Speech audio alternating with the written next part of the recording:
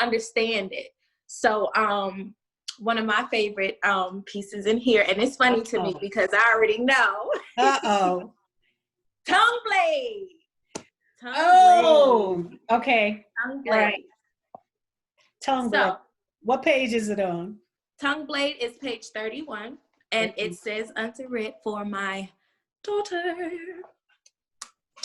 So, would you like to read Tongue blade, or would you like for me to read it?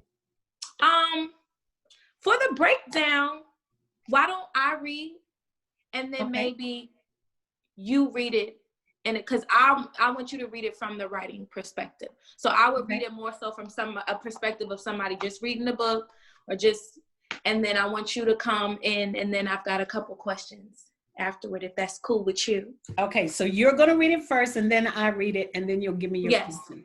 Okay. So, tongue blade, for my daughter.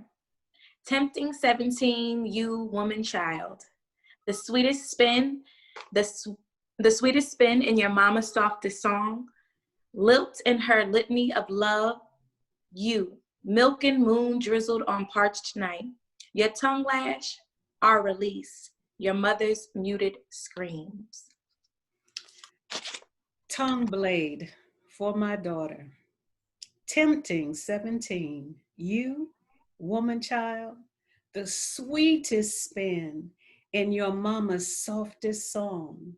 Lilt in her litany of love. You, milk and moon drizzled on parched night. Your tongue lash, our release. Your mother's muted screams. Okay. So let's break it down. Okay. Let's break it down. Tongue blade. Where'd you get that from? All right. So for those of you who don't know, Ajima is my only womb daughter, like daughter from my body. Tongue blade. I thought of tongue blade because a blade slashes. It cuts and it can kill.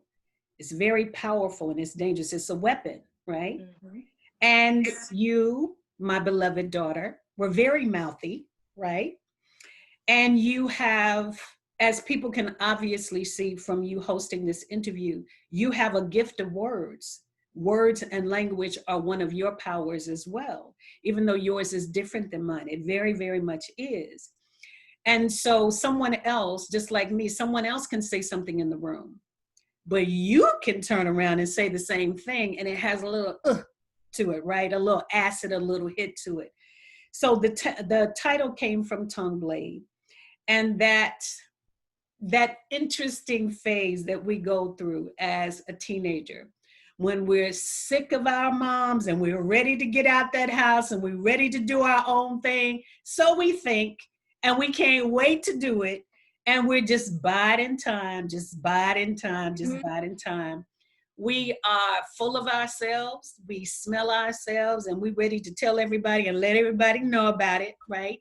And some people can do that much more articulately and fluidly and much more readily than other people. And you were one of those people who was very, very strong-willed and spoke your mind. And so the idea is that you are the tongue blade and the slasher, but at the same time, you are the sweetest spin, right? You're also the softest thing, the most beautiful thing, the most loving thing. And the line, my favorite line is, you, milk and moon drizzled on parched night. If something is parched, it's thirsty.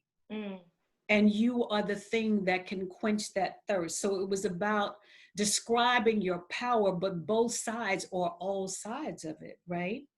And the last line, your tongue lash, our release. And I was thinking about how there were things that my mother would not say in public or did not talk about, but I do, right? And I have an edge that my mother didn't have with certain things, even though she had her own edge. And likewise, there are things that my daughter will say and ways that she can cut with her tongue, right? That I don't. But I look at it as a power. And I feel like with each generation, each woman gets to speak the things that her mothers before her may not have been able to say.